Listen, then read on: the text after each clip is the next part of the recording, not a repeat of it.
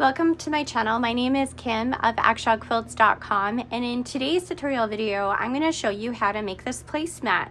But essentially what I'm teaching you is how to quilt, which is very exciting.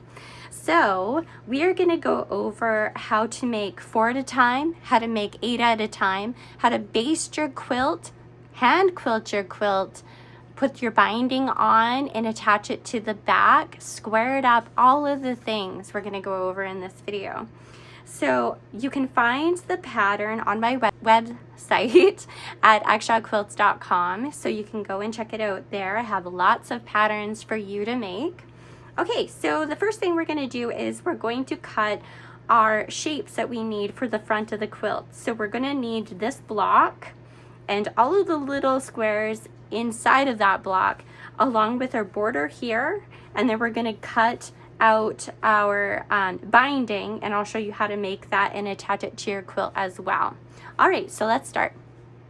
Okay, so these are all of our cutouts. We're going to have to go over and give it a press at the iron. You want to make sure that all of your pieces are nice and flat and crisp. So these are the borders that we've cut out, and again, all of the measurements will be in the pattern on my website, so because I can't remember everything in the video. So these are the borders, these are the corners, and then these blocks are what we're going to make our 4 at a time and our 8 at a time. So we're going to start with our 4 at a time, and how we're going to do that is we're going to take our blocks and just line them up together, one on top of the other. You're going to give it a pin.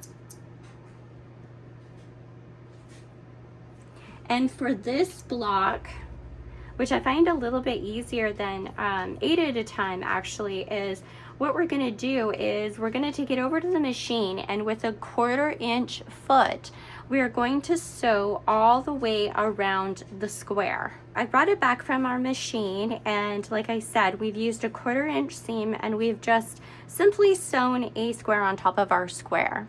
And now we're going to cut it. But before I cut it, I do want to say that if you feel that I've skipped something or you need a little bit more clarification, I do offer a quilt workshop on my website that is very reasonably priced, and it goes through absolutely everything from first cut to last stitch. I show you how to hand piece, hand sew, hand quilt, along with machine piecing, machine quilting, everything that you can absolutely imagine I've gone over in that workshop. So all right, so let's carry on. So now that we have our 4 at a time, we are going to make our cuts. So the first cut is just corner to corner, and then corner to corner again, because we need 4 at a time, right? So that gives us 4 squares when we're done cutting.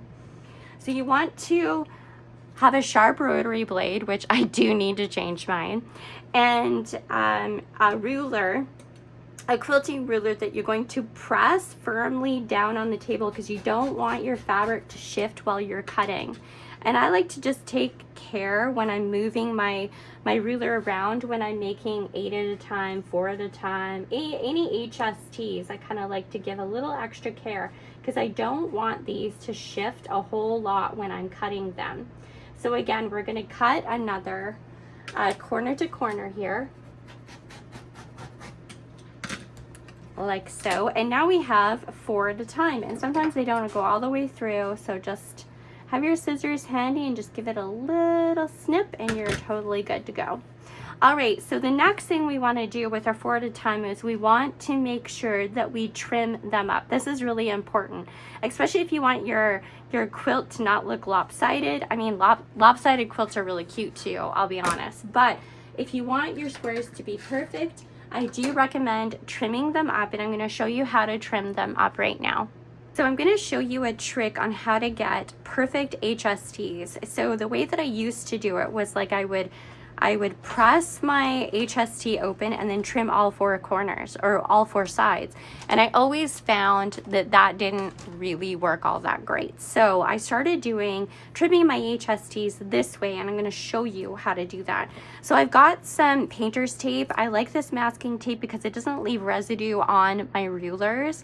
So these HSTs have to be squared up to 3.5 by 3.5 inches, okay?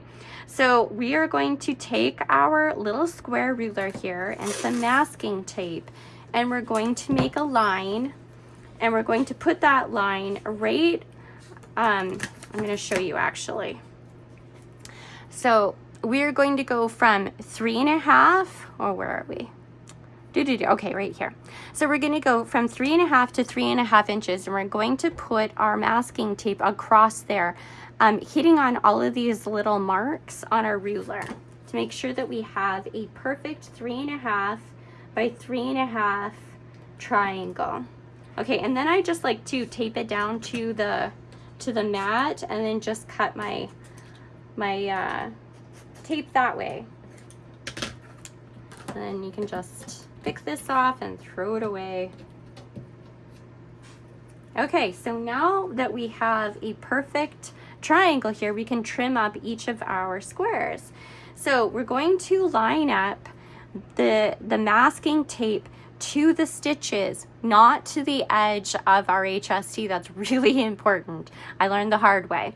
So we're going to match up our tape just so we can see this stitch line there, and we're going to match up corner to corner like so, or point to point, and then we only have to make 2 cuts to trim them up. Isn't that nice? Perfect every time. And then we're just going to snip the dog ears, that's what they're called, being careful not to cut our stitch line. And now we should have something that looks like this. So we are going to open it up, take it over to our iron, and we're going to iron or press this seam open. Okay, so I find that when I press these seams open on my HSTs, my points just align so beautifully. And not that I'm a perfectionist at all, but I do like a sharp point. So I like to do that. But if you want to iron to the dark side, then do that. But I do find that when you do iron to the dark side, sometimes the fabric kind of like when you go to sew all of your blocks together, sometimes you got like a hump of fabric depending on how your HSTs are aligned. So that's why I like to press my seams open. Okay, so now we are going to carry on. We're going to trim up the rest of these HSTs, but first I'm going to show you how to do 8 at a time. So we've got our blocks here in order to do our 8 at a time. I can't remember the measurements on these. I think these are 8 by 8 inches, but again, the pattern will tell you everything. So we're going to match these up, and we're going to pin our squares, and just do the best you can to match everything up nice and neat, like so. And then we're going to pin it, and then we're going to draw our lines on it. Actually, I'm going to show you on the white side because it might be easier for you to see, and that's really important.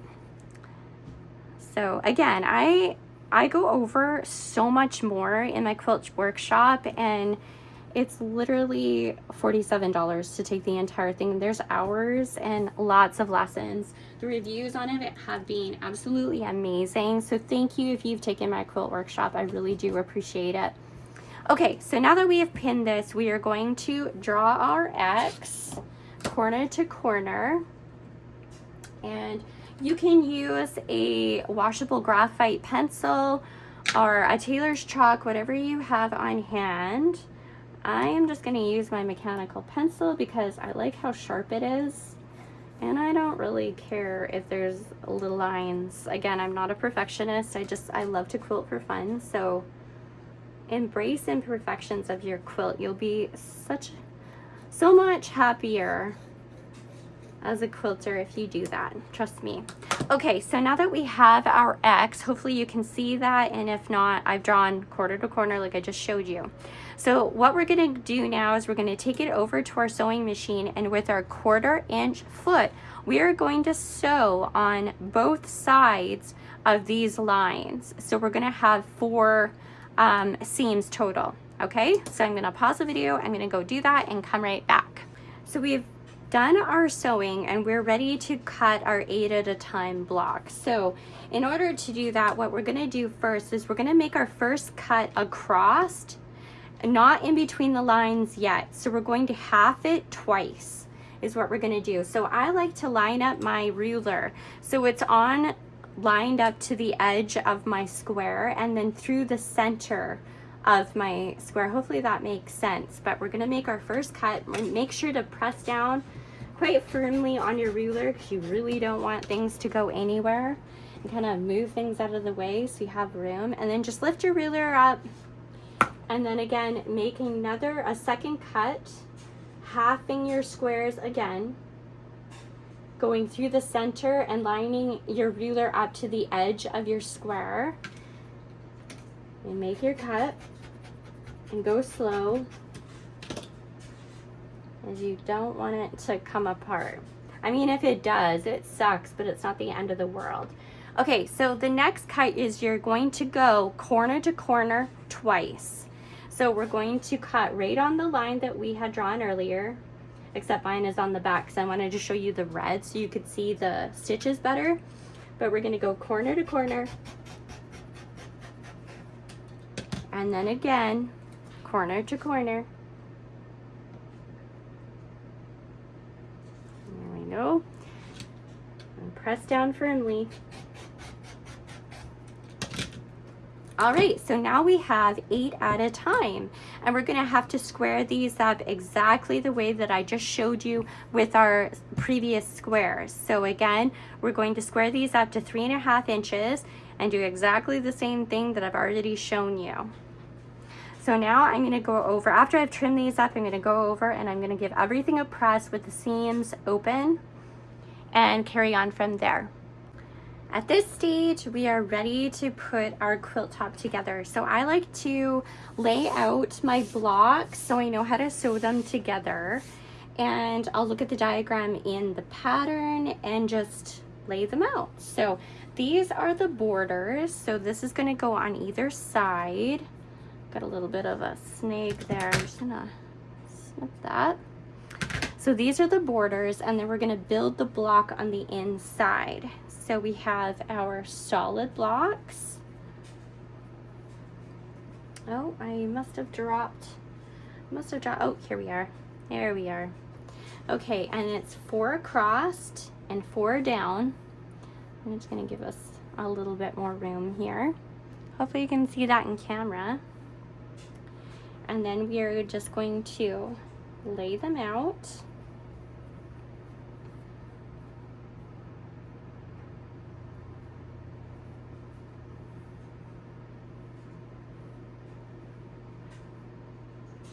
I love seeing blocks come together. It's a lot of fun.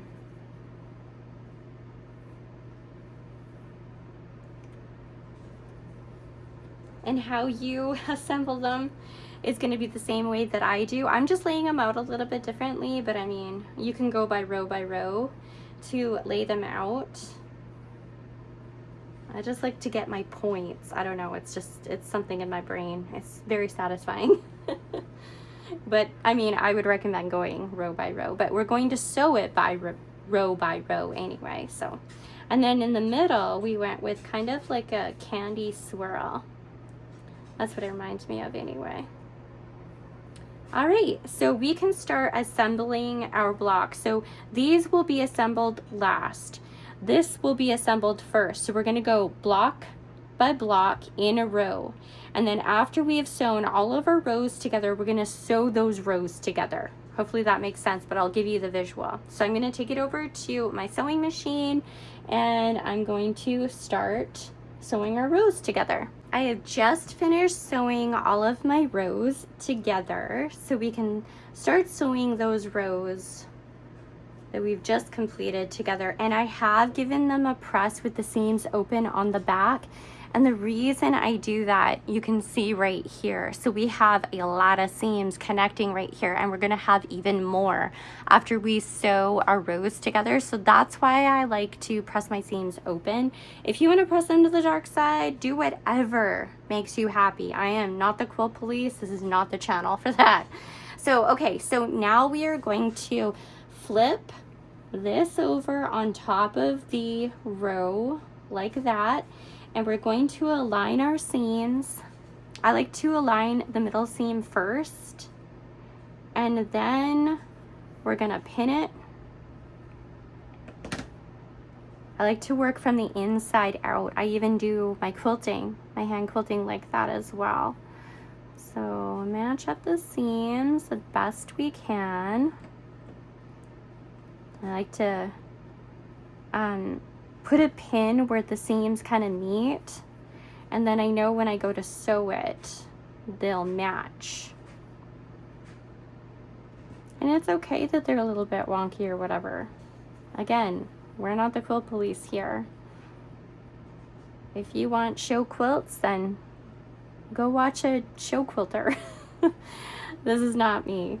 Okay, so we're going to sew that row together, and then we're just going to continue down the line until we have an entire block done. And then from there, after we've sewn all of our rows together and we have a finished block, we're going to sew our borders on either side of the block. All right? Okay, so I'm gonna leave you there to go do that, and then we're gonna connect back up to attach our borders. Look at this, it's really starting to come together. Isn't that pretty? So what we want to do now is attach our borders here on either side of our block. You don't want to square it up or anything like that. Just do your best to match everything up. So we're going to pin it here, and again, we're going to line it up and pin it here. We're going to sew down on either side, and then we're done our quilt top, which is actually a placemat, but same difference. And then after that, we're going to move on to sandwiching our quilt, basting, and hand quilting, which is my absolute favorite thing. And then we're going to move on to binding our quilt, which is also very exciting. I actually really like binding now. And hand quilting is my absolute favorite thing, so I really hope you give it a chance. But if you're not interested, then go ahead and machine quilt it. All right, so I'm gonna go over to my machine, and we're going to sew on this borders, and we're gonna carry on. So now that we have the quilt top done, we are ready to sandwich our quilt together. So this is the back. I've just pieced some random stuff together in order to get my backing, but you can do something a little bit cleaner. I don't really care. So anyway, so we've got the quilt back, and the seams are facing us. So the wrong side is facing us. So now what we want to do is baste it. Now you can pin baste it with some curved pins if you like, or you can use some Elmer's glue, but I love hand quilting, and I find that the Elmer's washable glue stick is awesome for hand quilting because it doesn't pool, it doesn't leave anything over that, and I don't have to remove pins either, which is why I've kind of like started using the glue sticks, and I use the Elmer brand rather than the no name because I find that it doesn't leave stuff on my quilt like the other kind does. Okay, so we're just going to add our glue to the backing. This can be purple sometimes. I haven't had a problem with the purple glue, the disappearing glue. I haven't experienced anything, but I've heard in the quilting group that some have experienced their fabric going pink from it, but I've never had that problem. But anyway, this is just a white one, and yeah, so anyway, we've glued the backing.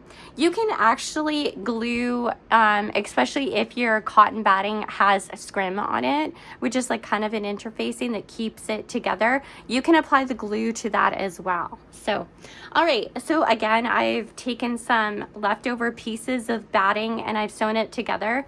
So if you don't want the seams, I was a little bit lazy because I didn't want to dig out my other machine, but you can butt up your cotton batting pieces together for smaller projects and zigzag stitch it together so you don't have a seam at all. But this is just a placemat, and I'm not too worried about it. So we're just going to lay that on top of the batting, or the backing rather, and press it down.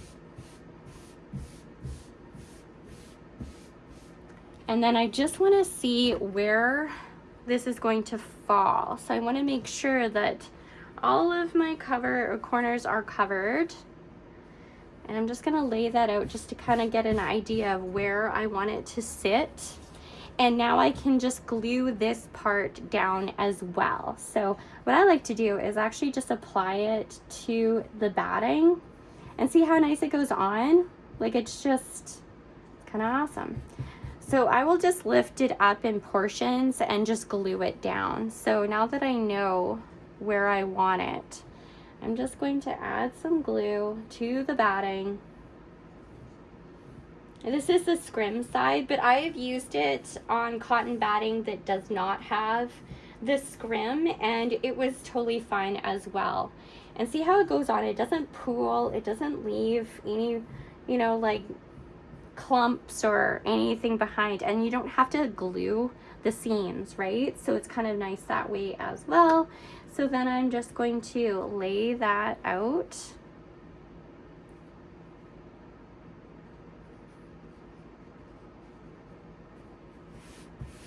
There we go, look at that. And now our quilt is ready to quilt. So you can hand quilt it or a machine quilt it, whatever you prefer. I'm gonna hand quilt this one because I do enjoy hand quilting. I do have a full tutorial on this YouTube channel that kind of goes over everything that you're gonna need. I will show you quickly the ins and outs, but I find that I do quilt smaller projects a little bit differently than my big quilts. I take a little bit more care with my big quilts, and I'll quilt in one direction starting from the center out. But because this is a small project, it doesn't really matter that much, right? So I'm just gonna start quilting. I'm gonna use my number 8 pearl cotton. I got this off of Amazon. Usually I use the DMC. I really enjoy that brand, but unfortunately I've had a really hard time finding it lately. So, and then I will also use my leather thimble, and I use this to push the needle through the layers. I have a Shashiko needle, so that has like a bigger eye on it to accommodate the larger thread. And then I also have a silicone thimble, which helps me grip the needle and pull it through. So this one pushes, this one pulls the needle. And that's all really that you need. A pair of scissors. I don't know where my snips are, so we're just going to use my fabric shears. But and then we can start hand quilting. So I do, like with bigger quilts, I will quilt in one direction and starting from the center out. But like I said, this is a smaller project. I'm not too concerned about it, so I'm just going to start on the edge here and just quilt where I want to quilt. You can quilt however you want. You can go around the star, or you can, whatever floats your boat is how you're going to quilt it. So yeah, so we're going to start hand quilting, and I'm going to show you the rocket knot, and which is the quilter's knot. It's a lot of fun. Actually, I'll show you that right now. So I'm going to take a piece of thread, and what I like to do, I pinch it and then I bring it up to my armpit. That's the length that I normally quilt with, but I mean, you do what you feel comfortable doing. That might be a lot of thread for you to deal with at first. And then we're just going to thread our Shashiko needle. You can use Shashiko thread as well, but I really love the pearl cotton. It just is really lovely to quilt with, and I am a big stitch hand quilter. So all right, so we are ready to do our rocket knot here. So we're going to hold our needle in one hand and our thread in the other. Hopefully you can see that. And we're just going to lay the thread on top of the needle and pinch it. Then we're going to wrap the thread around the needle twice and pinch it in our pointing finger and our thumb there, and we're just going to bring it all the way down the needle to the end of the thread, and then give it a tug, and we have our quilting knot. So you can hide this knot inside of the quilt, so that is in between your quilt sandwich, so you are never going to see the knot on the back of the quilt. Okay, you don't want that because you want to secure your knot inside of the quilt. So I like to pop a knot. That's what it's called, and it's a lot of fun. You don't need to do that at the end of the quilt because we're starting here and we're just going to go through. So we're just going to, okay, so now that we have buried our knot underneath our quilt, but inside of it, we can start hand quilting. So we can put on our thimble. And I've included all of the supplies that I use in my Amazon link in the description, so you can go check that out. If you take my quilt workshop, I include all of the supply list right as a download, actually, a PDF download, so you can have access to absolutely everything. I try to include as much as possible. All right, so now we can start hand quilting. So I like to have stitches that are about an eighth to a quarter inch.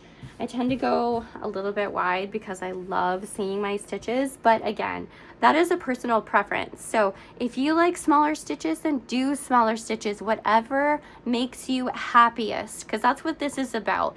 Don't follow a bunch of rules in quilting, because you're going to not like it as much, and it's gonna feel like just another thing that you have to, you know, you have to live up to. I want you to quilt the way that you want to quilt, what makes you happy, okay? So don't let anybody tell you that you're doing it wrong. You know, everybody has their own opinion on how to quilt. So you do whatever makes you happy, and that whatever makes what you find to be a really beautiful quilt that you're gonna love for a really long time. Okay, I'm gonna go grab a chair so I can sit, and we'll do a couple of stitches together. I'm gonna bring the camera down so you can kind of see what we're doing here, hopefully, and we'll go from there. All right, so like I said, one of my favorite things to do is hand quilting. I just sit and I enjoy, and it's just really lovely. So I do hope you give it a chance to and it does take a minute to get used to how to do this and get your groove with it, right? So I like to stack my stitches, so that's what it kind of looks like, right? And you want to make sure that your bumps on either side, you know, like these puckers, kind of, I guess they're called, I don't know what to call them, that are even on both sides. So you don't want a stitch that is super short on the back but long on the front, which is, I used to do that when I first started quilting. You want to make your stitches as even as you can, and don't pull them too tight either. So this one is way too long there, but that's okay. So we're just gonna carry on. And the way that I quilt smaller quilts is definitely different than how I quilt larger quilts. So when I quilt a larger quilt, I will go from underneath and hold the quilt kind of like this. Hopefully you can see that in camera. I'm in camera. So I kind of hold the quilt like this, right? And I will start from the center and move my way out, and always stay in the same direction, because if you don't, for larger quilts, I find that you get like this really weird wave to it. And if you like it, then whatever. But if you don't, then you might want to not do that. So, okay, so we're just going to carry on. Actually, I think I'm going to go this way. I'll go down and around. So, but for smaller projects, I do find that I quilt a little bit differently than when I'm doing larger projects. So, and you can stack your stitches like that if you want, but if you're not feeling comfortable like that yet, that's okay. Take one stitch at a time, right? You don't have to do you don't have to stack your stitches. You can just go really slow. It's not a race. It's not for quilt show. It's something that brings you joy. So let it bring you joy.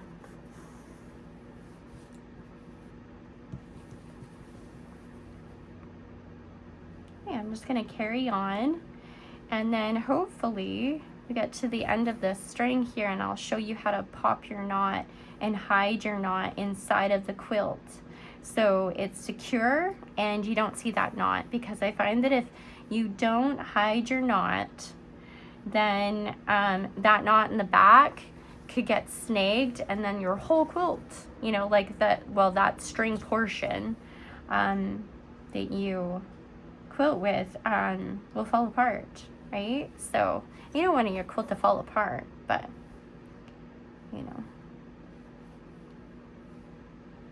Okay, we're just going to continue on. I am just quilting with red on the red, but if you wanted to do contrast colors look absolutely beautiful too. I I did a table runner and with contrasting color in my hand-dyed indigo and a cream, and that looked really beautiful. But if that's not your thing, then, you know, do contrasting colors or do a color that's just a little bit off. That looks really pretty as well. But as long as you're enjoying it, and that's, you know, that's the main part, right?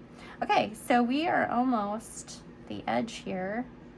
So I'm just going to keep on going around my red portions of my star, and I'm almost at the end of this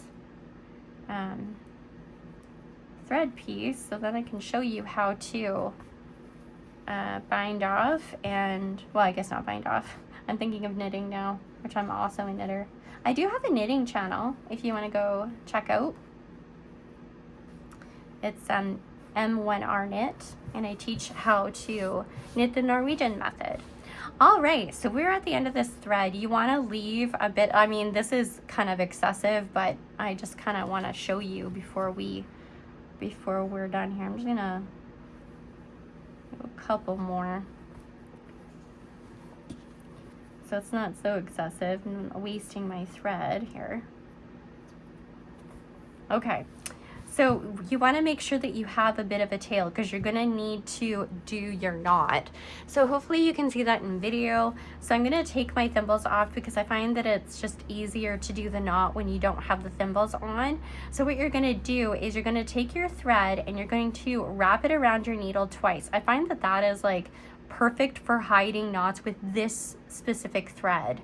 You're going to have to find the wrap for your knot based on the thread that you're using. So I have a knot now. So we're going to go in through the quilt top and the batting, not through the backing, okay? And then you're just going to go across a ways like a nice big stitch and pop back up. And we're in the quilt sandwich. We are not, we did not go through the back of the quilt. So you see that? Okay? And then we're just gonna pull our needle out. And this is where we're gonna pop that knot. So I'm just gonna move my needle because I do not wanna lose it. This is my favorite needle ever. Okay, so we're ready to pop this knot. So we're just gonna hold it and pop it. Did you hear that? I probably was talking too much, but it goes pop. And then you know that your knot, I can feel it right there. So it's buried inside of my quilt. And now I can just tug on this thread just a little bit and snip it. And it's hidden, perfectly hidden. So we're gonna do the same thing when we start a new piece of thread as well. We're going to hide that knot. So again, we're gonna take some thread. Again, I like to do from my fingers to my armpit, but that might be too long for you, especially when you're first starting out. So you do whatever that makes you feel comfortable. I'm gonna thread it with our Shashiko needle, and then we're gonna make another knot. So again, we're gonna hold our thread, put it on top of our needle, pinch it with our fingers here, wrap the thread around the needle twice, bring it down and pinch it between our two fingers like that, pull it off of the needle and right to the end of the thread. And give it a tug, and now we have a knot. So now we can hide this knot. So we're going to come up where we normally would. Do you see that? So we're going to go in over here. Don't worry about a thing. And pop up where we should come up. Okay? Bring the needle through. And again, we're going to pop that knot, and I'll be quiet this time, and hopefully you can hear that pop. It's going to move it around so I can pop it better. In the direction you want to pull, in the direction that your thread is in. So hopefully I'm in that camera, and then we're just gonna pop it. Did you hear that? Isn't that satisfying? Oh, it's so exciting. Okay, and then we're gonna pull it back out just a little bit, snip it, and then pull it forward, and it's completely hidden and sandwiched in our quilt. It's nice and safe. So now we can just continue on the way that we were doing before and keep on big stitch hand quilting if you want. And if you want a machine quilt, then go do that. Whatever makes you happiest. So like I said, all of this information and more, so much more, is in my quilt workshop. It is only $47. It's super cheap, and it goes through everything, and it even includes the supply PDF download for the supply list and a quilt pattern as well that we make inside of the workshop. Okay, I'm going to continue quilting this, and then we're going to meet back up to square up our quilt, or well, our placemat, and then we can add the binding. Okay, so we have finished quilting our project and we're ready to square up our quilts. So this is what we mean by squaring up. So right now we have a quilt sandwich that we've quilted, and you never want to square up your quilt before you do your quilt sandwich. Just, I don't know if I mentioned that or not. So we're gonna square it up now, and that means that our sandwich is going to be all nice and even all the way around our project. So I've got my big square here. Honestly, I haven't bought a ruler that I don't love, and I exceptionally love this ruler.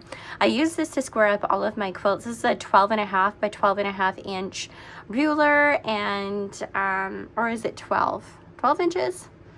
Anyway, so we are just going to square up our quilt. So we're going to go to the shortest, if you can tell, I'm not sure if you can tell right there, but we're going to line up our square to the shortest length on this side, and then again the shortest length on that side. The reason we do that is because we want to make sure the quilt top covers everything. You don't want to cut it, sorry, my voice cracked.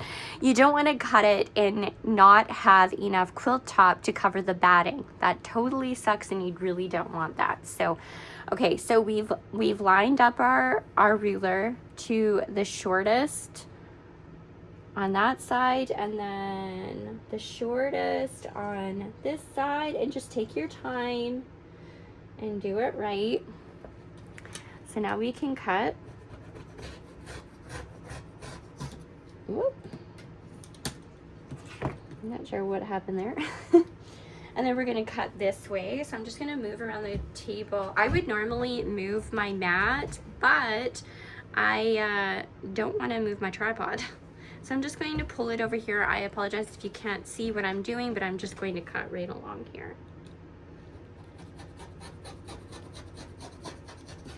All right, so now we can move that around, and now we have a beautiful squared up edge here. So now we're gonna just keep turning the quilt and doing that for all of the sides and corners. So if you are doing a big quilt, right, so you're gonna need more than just this square. I like to pair my square and then one of my big long rulers to kind of help me square up bigger quilts. So you can do that as well, but this little square works perfectly for what we're doing. So again, we want to line up to the shortest little bit on this side of the quilt, and then line it up on this side so it's nice and lined up there. And then we're just going to make sure that we have it at the shortest square there. So that is my shortest piece, so that's where we're going to cut next.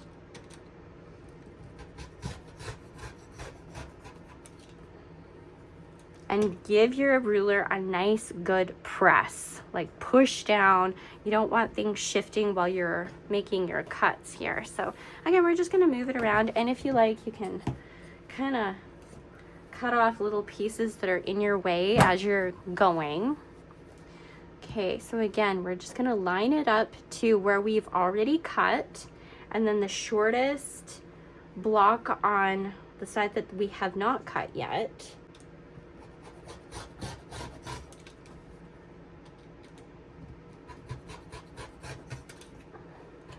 There, we're almost done.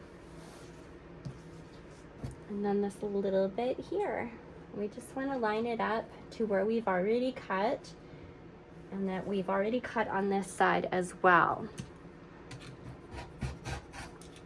Look at that. That looks really, really good. I'm very happy with that. So now what we want to do is we want to cut, and I forget how many we need actually. Oh, so we need 2 strips. So we need our binding strips, and we're going to cut that 2.5 inches wide and width of fabric. So when I say width of fabric, that's abbreviated WOF, and you're going to see that in the patterns. And what that means is parallel to the bolt. Like, so if you're cutting off of a bolt, you would, like, you know, unravel your bolt and then cut it parallel to the bolt. Hopefully that makes sense. So I've already cut 2 pieces, and they've been sitting around for quite a while. This is actually from my scrap bin that I've cut for a different project. So I had 2 extra, which works out perfectly. So I'm just gonna go over there and give them an iron, and then I'm gonna show you how to attach your strips together. And then we're going to iron that in half and attach it to our quilt top front. So I've gone over and I gave my binding strips a press because they are kind of ratty. But what we want to do next is attach our binding strips to make a really long line of binding strips, and it would be, you know, different based on the size of your quilt. But what we want to do is, if you can see, I do still have the selvage on this end but not this end. It doesn't matter, just cut that off. I cut it off after I've attached my binding strips, so it really doesn't matter. But you do not want to sew them because you don't want that the selvage is showing up in your quilt. I have accidentally done that before and it sucks. All right, so what we want to do is attach our binding strips. So we're going to go over here, and actually I'm just going to give this a really quick so I don't confuse you with anything. All right, so we're going to line up our binding strips right sides facing. We're just going to put one binding strip over the other, just like that, corner to corner kind of thing, right? And then we're going to take our ruler and a marker of some kind, and we're just going to draw a line from this corner to this corner, and we're going to sew that right on the line. So you can give it a pin if you want. I usually don't pin because I've done this about 5 million times, but do whatever makes you feel comfortable. This is a no shame zone. So all right, so we're just going to sew from this corner to this corner, and then our binding strips are attached, and we can fold those strips in half, give it another iron, and I will show you how to do that in a second. So after we have sewn corner to corner like this, we're going to have a strip that looks like that, and that is what we want. So we're just going to cut off this excess here fabric, this corner, leaving a 1/4 inch seam. So in quilting, you'll see like a 1/4 inch seam pretty much for everything. So just keep that in mind because that's what we use. All right, so we can press this seam open. I find that that's the best. So we're just gonna press this seam open, and I'm gonna take it and I'm going to fold the binding strip in half, and we're going to iron it all, the entire train of binding strips we're going to iron in half, making sure that our seams are on the inside like that. So seam is on the inside, we're just going to fold and give it a press, and we're going to do that for the entire train of binding strip. We have finished making our binding strip, and it's all folded in half, right sides facing, so we can see. If this was a print, we would see the print of the binding strip. And now we are ready to attach it to our quilt. So I'm going to show you how to do that, along with attaching the binding strip to the binding strip in order to attach it to the quilt. And I have a technique that works like 100% of the time, which is really handy, especially if you're a new quilter. So what we want to start out doing is leave a nice long tail, okay? And we're going to start down towards the bottom of the quilt here, just before the corner, because I want to show you how to do a corner, and we'll go from there. So raw edge to raw edge. So this is the raw edge of the binding strip. So hopefully you can actually see that, but you know, like that's the folded raw edge to the raw edge. And you can use binding clips if you want, but I never do. They are helpful on the corners, so maybe I will do them on the corners for you just to show you where or how to place them. So I'm gonna go grab some binding clips and I will be right back. Okay, so I've grabbed some binding clips so I can show you how to clip the corner just in case if you're feeling uncomfortable. And also you're gonna need some kind of marker. I'm just gonna use my mechanical pencil because I like the nice sharp point it makes when I'm drawing on the corner, and you'll know what I mean when we get there. All right, so you should have your walking foot on your machine when you go to quilt or attach your binding strip. I just find that it shifts the fabric less, but I don't because I'm lazy and I don't feel like it. So you do you. I will not judge you. So actually I'm going to start down here. So we're going to start, and I'm not going to backstitch, and the reason I'm not is because usually I pick a couple of stitches when I go to attach my binding strip just to make it easier to maneuver. But again, you do you. If you want to backstitch, no matter. Okay, so we're going to start, and I've got it set to about a 2-inch or a 2 millimeter, I think, stitch width, but it's the same for piecing. I don't change it for attaching the binding strip. And another thing I wanted to mention before I forget, while I was ironing, I thought of this, and I am not sure that I mentioned it earlier in the video or not, but you don't want to swoosh your iron. You literally just press your iron when you're doing your piecing or anything like that. And it just makes it so your seams turn out like really nice and crisp. You don't want things to shift and be all weird and hard to iron. Okay, so let's start. Okay, so I'm getting closer to that corner, and what I'm going to do, I have my binding strip usually in my lap, and I'm going to find that corner. So what I want to do is, hopefully you can see what I'm doing. Yeah, you can. Okay, good. So I'm just going to lift my binding strip and find the point of that corner. And I'm just going to mark where that point is on my binding strip. Do you see that? So hopefully you can see what I'm talking about there. Okay, so I've made a mark that is diagonal that goes right off that corner. So we're going to sew up to that, that mark that we've put on our binding strip, and then I'll show you what we do next. Okay, so what we want to do, we're right on that mark. I know it might be hard to see because of the angle of the camera, but what you want to do is needle down, lift your presser foot up, pivot the quilt so it's going off of that corner. Okay, and then we're just going to sew directly on that line off of the corner. Like that. So it looks like this. You see that? We've literally just sewn off that corner. So now what we want to do is we're going to flip our binding strip up so it has like that 45-degree angle on that corner, and we're just going to give it a finger press.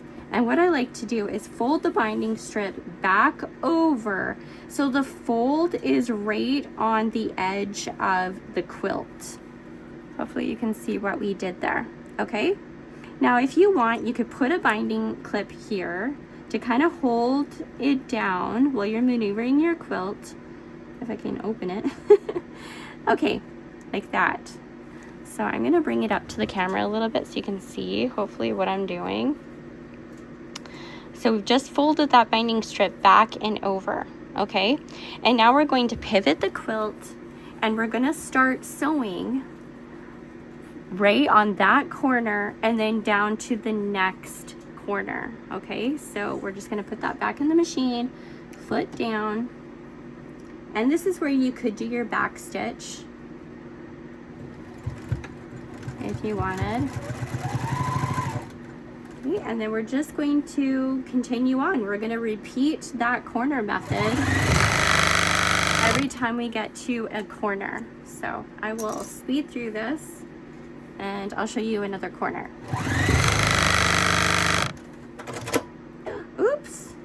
Oh, I just cut my thread by accident. So we're just going to back up. If you do that, just back up a little bit.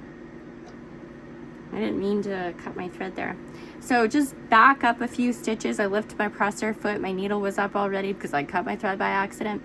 And just sew over what you've already did. Back stitch it. I didn't mean to cut my thread there.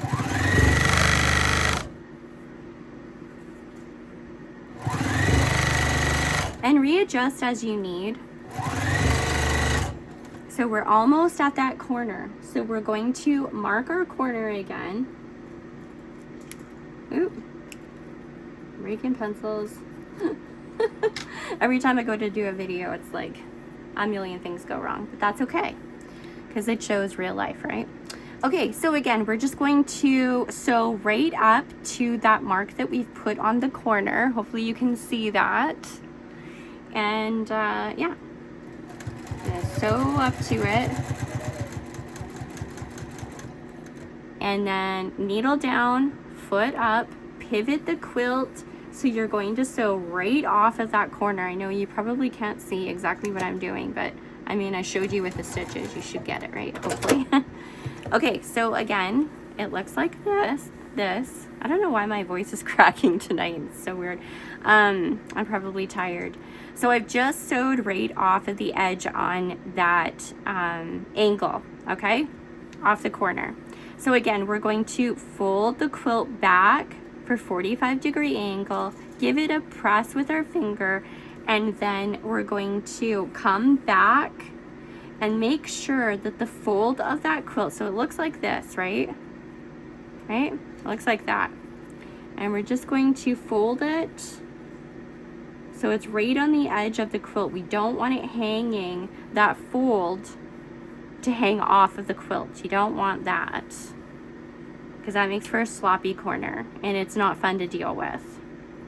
Usually I'm not, you know, a perfectionist by any means, but having a sloppy corner is not fun when you go to attach the quilt to the back. And hopefully I have enough binding strip, but all right, so we've got it clipped here. And again, we're just going to sew right on that corner. I'll show you in a second what we did too. So back stitch it.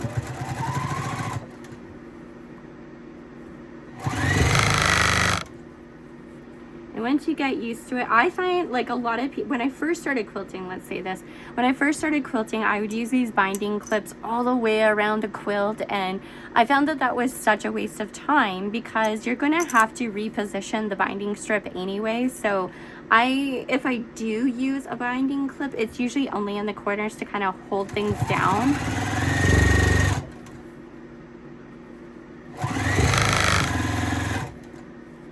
Okay, so we're getting closer to that corner, so we're just gonna do our mark. Hopefully it's still in camera and you can see what I'm doing.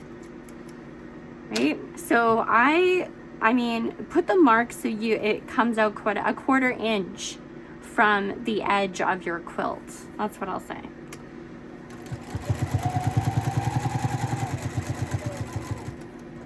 There we go. Needle down, foot up, pivot the quilt so you sew right off of that corner. Readjust things. There we go. Another corner almost done. So again, we've sewn right off that corner, and we're going to bring the binding strip back on itself. So we have a 45-degree angle that goes right off of that corner, okay? So hopefully you can see that. And then give it a finger press. You don't have to press it with your iron, but if you want to, if that makes you feel more confident, then do that. Have a little iron. I have one of these little irons right beside and they work really awesome. I put off buying one of these forever because I thought, what's the point? But when I'm doing chain piecing at my machine and I don't want to get up and I don't want to go over to the big iron to iron all of those pieces, this comes in handy. So, and I'm pretty sure I have that in my Amazon link, so you can go and check out all of my favorite tools. Okay, so we're gonna fold that binding strip back into the back to do that 45-degree angle, and then back on top of itself, making sure that the fold of our binding strip does not go past the edge of the quilt. It lines up just perfectly. Do you see that? And then we can add our clip to the one corner just to hold it down if you want. You don't have to. Once you get really comfortable with this, you won't have to do that, but it is kind of handy. All right, so we are ready to sew that corner down.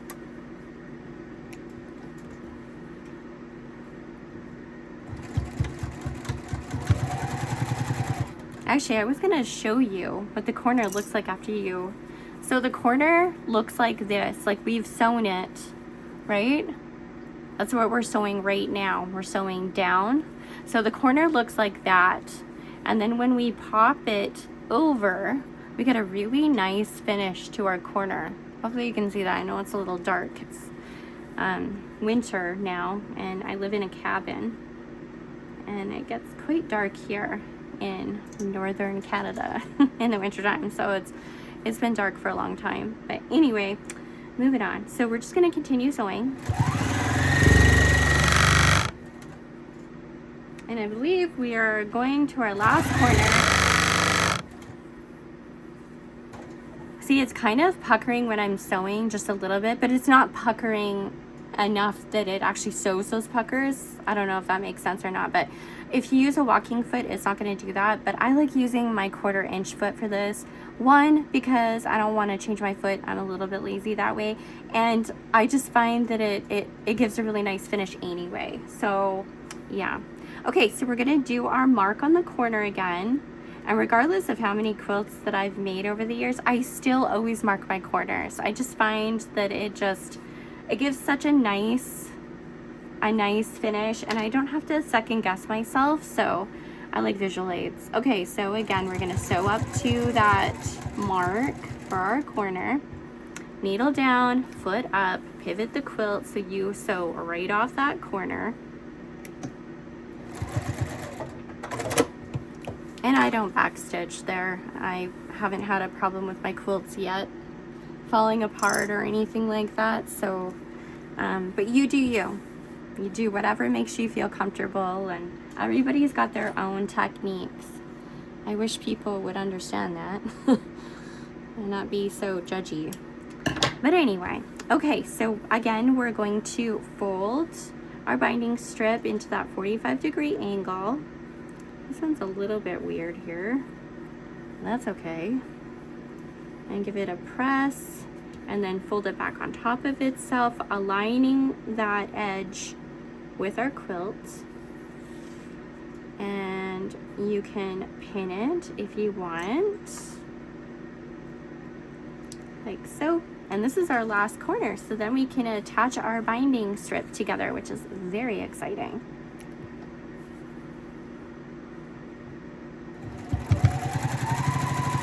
Okay, so because this is a small project, when I'm attaching my binding strips, I like a lot of area in order to do that, because I kind of manhandle my quilt. So that's what I'm going to do. Here I'm going to backstitch,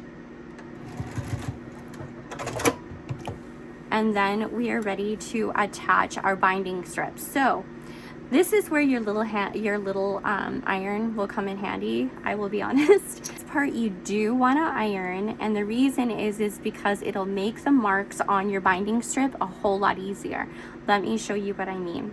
Okay, so we're gonna go and we're going to fold the quilt, or not the quilt, sorry, the binding strip back on itself right here. You see that? Hopefully I didn't bump the camera too much. I tend to do that. Okay, so I've just folded the binding strip just back on itself and give it a press with my finger. This is where we're gonna take this back over to the iron and give this a press. And then we're gonna take the strip from the other end, and we're just going to butt it up to the other strip, leaving about 1/8 of an inch gap. That's really important, okay? So you can just, like, they're just about touching the binding strips when they're folded, okay? So I'm just gonna, actually I'm gonna stand to do this so I can see it a little bit better. So you wanna lay our strip down and then just fold it back on top of itself. And then again, we're going to do that for this side. And they are almost touching, but not quite. Like there's just a little bit of room in between those binding strips. I'm going to go over to my iron and give it a press, and I'll zoom in so you can see a little bit better. We just got back from the iron and we've given our binding a press. So remember, we have folded the binding on top of itself and we've given this area a press. And the reason we do that is I will show you right now. So we're going to take, actually I'm just going to clip this a little bit, just so we don't have so much to worry about. All right, so now we are going to take this side of the binding and we're just going to lay it out like this, so the right side is facing you. If I can unfold it there for a second. Okay, so the right side is facing, and you can kind of see an X, hopefully. So we've got a line going here and a line going there. And now we are going to take this and we're going to lay it, actually before I do that, I'm going to show you a trick. So you don't have to like manhandle your quilt so much. We're going to scrunch it up just to make it easier to kind of deal with when we're doing the binding thing. Don't worry, we're going to uncrunch it later. Oh, that's too much, hold on.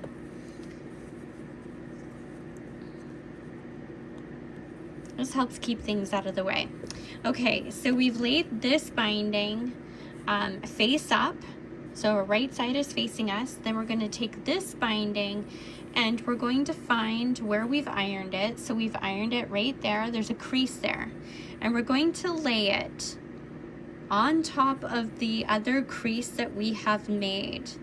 Okay, so this crease is matched up with this crease here. See if I can zoom in a little bit. Okay, so I've laid it down, so hopefully you can see this crease that we had brought back from the iron just now, right? And then we have the crease of the folded binding there, that we've opened up, right sides facing. And then we're going to take this crease that we made here, hopefully you can see that, and we're just going to lay it down on the crease so it matches. Do you see that? And then we're going to open it up, keeping those creases in line with each other. Okay? So now we have a crease that runs this way and a crease that runs that way that we've matched up on the back as well. So we're going to give it a pin, because it's so much easier when you do pin it. In the middle here so it stays while we're messing around with it. And now what we want to do is we want to sew from this corner down to this corner here. Okay, so you're going to go diagonal just like that. I'm going to bring you back out a little bit. Okay, so I'm going to take it and put it under my machine, and this part you might not be able to see. So that's okay, because I've already showed you. And we're just going to sew a diagonal line from one corner to the other.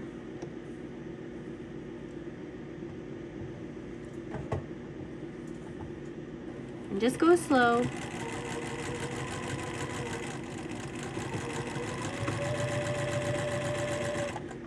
There we go.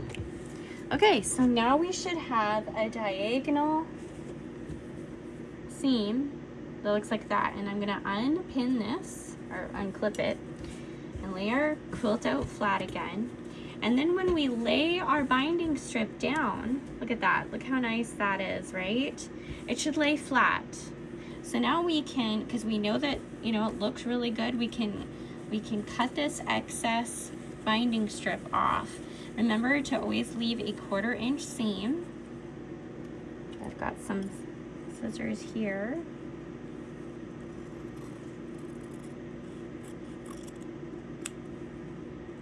And you have to clip those dog ears.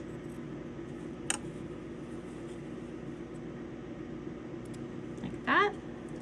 And then what we're gonna do is give it a press. Now I have my little iron that I have fired up just for this reason, because you can do without pressing, but I always find it puckers if you don't. So it's a good idea to always press.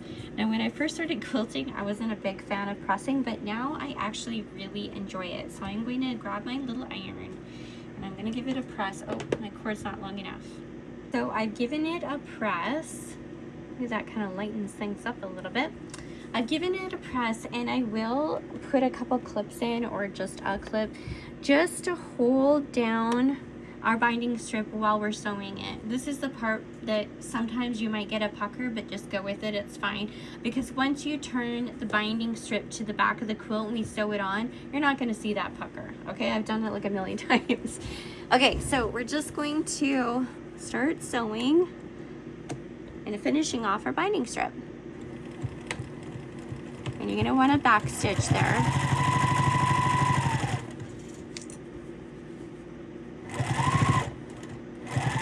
I go slow and I kind of hold my fingers over the binding strip a little bit, because I do find occasionally it will pucker.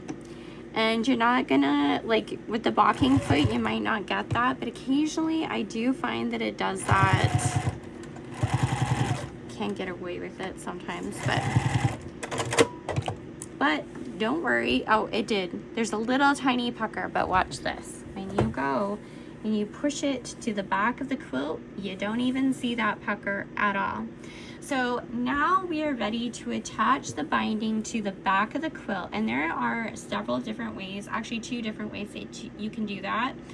I'm going to hand stitch it like we did with the hand quilting. I like the look of it because it's invisible. You don't see the stitches on the front.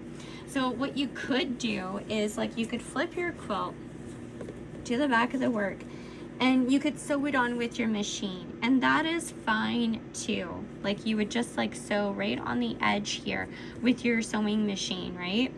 But you will see the stitches on the front of the quilt, and that's what I don't want, because the front of the quilt is so pretty and I don't have red thread. So I'm going to hand bind it on. So I will show you how to do that. Okay, so we are ready to attach the binding to the back of the quilt. I do have another tutorial on the channel that shows you decorative stitches as well as the invisible stitch. So if you want to check that out and add a little pizzazz to your quilt, definitely go check that out. It's a lot of fun.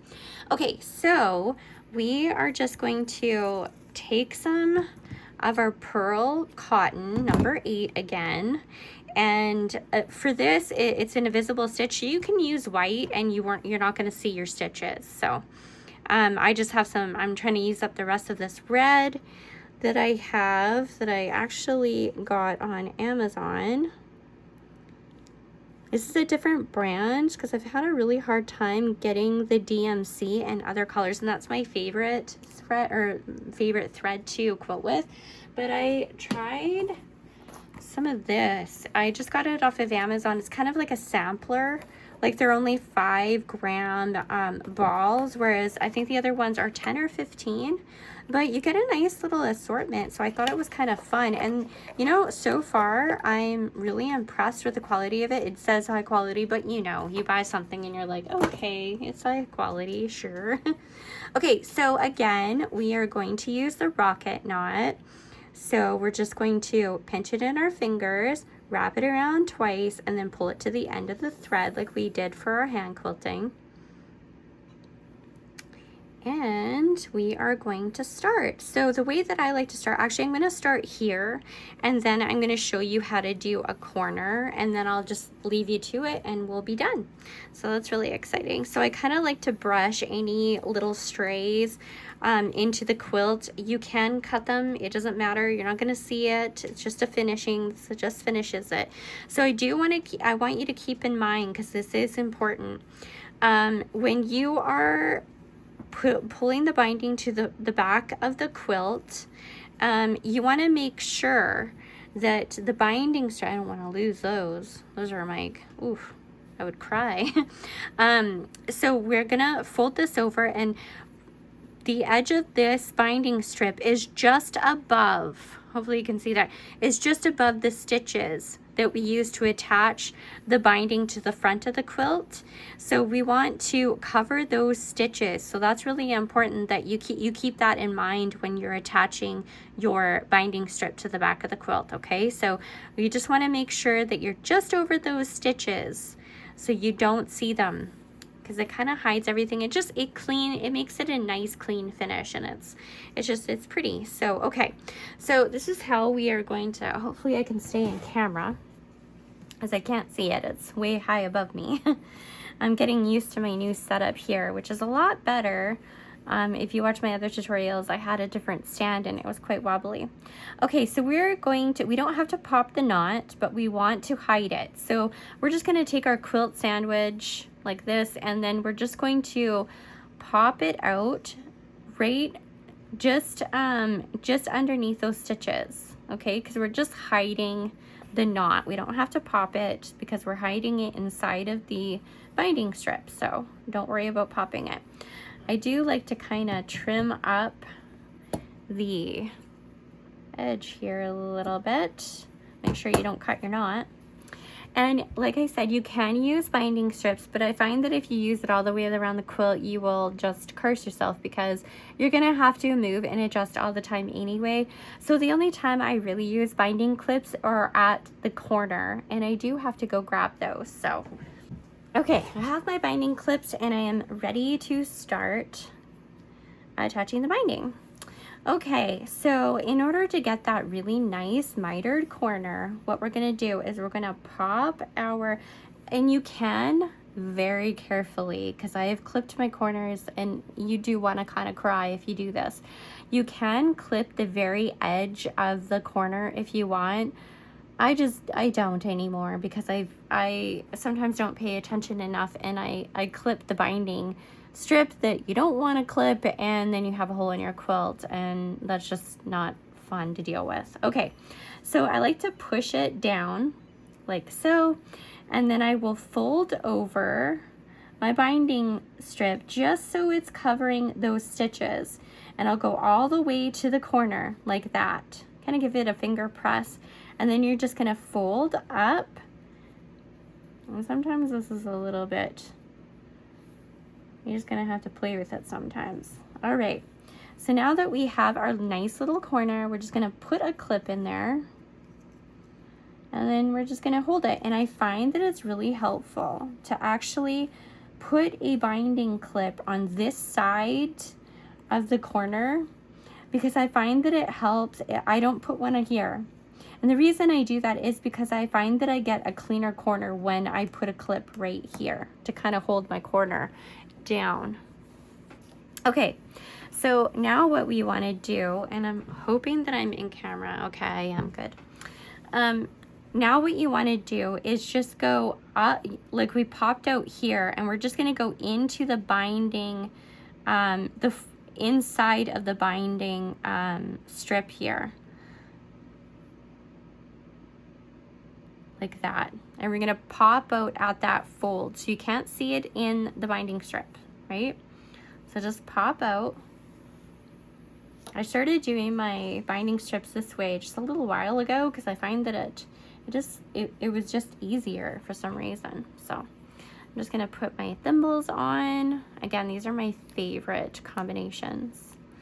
One for pushing, one for bowling. All right, so now we can start, and I'm kind of hitting my tripod there, but that's okay. So we've come out from the binding strip. Do you see that? I've got a little, I don't know if I trust myself to clip with these big scissors. I don't know where my snips are. Okay, so we're just going to fold over just like that and kind of hold it with our fingers. And remember, we've come out of the binding strip. So immediately out of the binding strip, we're gonna go into the quilt. And we're only gonna go into the quilt backing and the batting, not the front of the quilt, because you will see the stitches on the front, and I want to avoid doing that.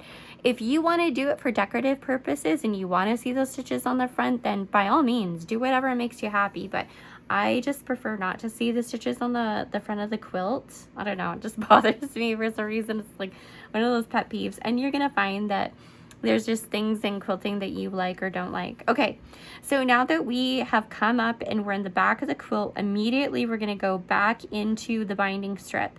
And we're only gonna go into the fold. So it's kind of like a tunnel in there, and we're gonna pop out.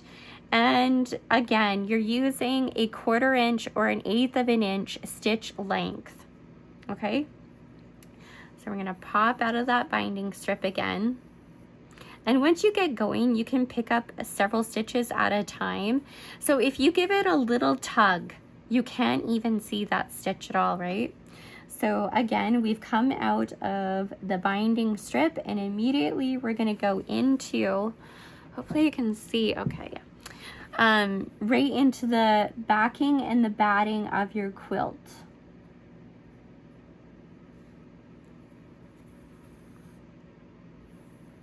Like so, and give it a tug.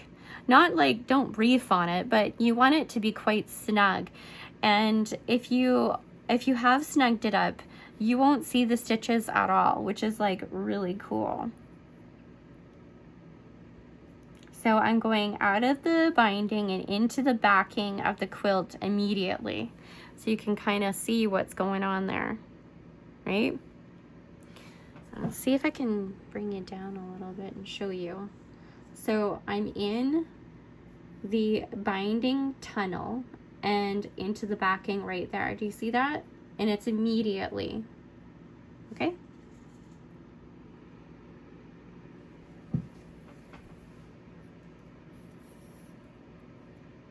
And once you get going, you get comfortable with this, you can do a couple stitches at a time and just like really sail through it. Okay, so we are at that corner. So we're just gonna take our binding strip off, but kind of hold our corner in place. We're gonna pinch it like that. And what you wanna do is that now that we are in the backing of the quilt, we're gonna go into the binding again.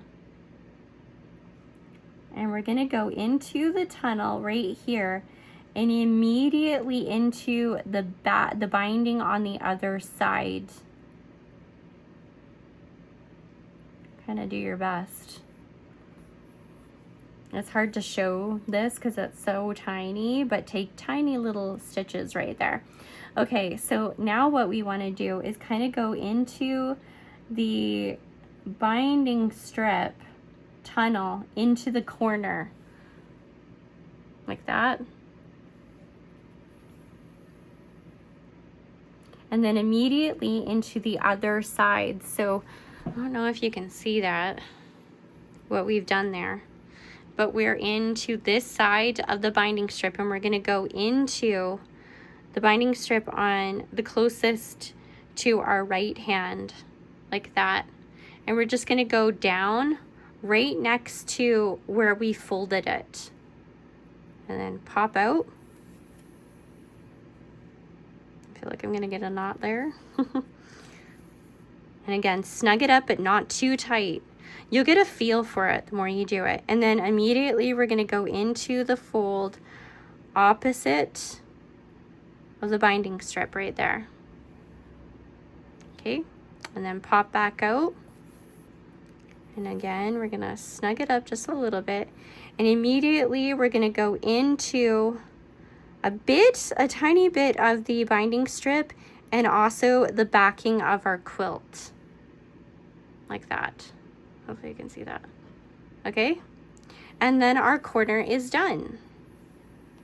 There are a lot of different ways to do the corner of a quilt, but I have never had a corner come apart on me before. So that's why I do my corners probably maybe different than other videos or other tutorials, because I found this technique by just doing it and playing around and stuff, but I found that this really secures your corner and it makes a nice mitered corner as well.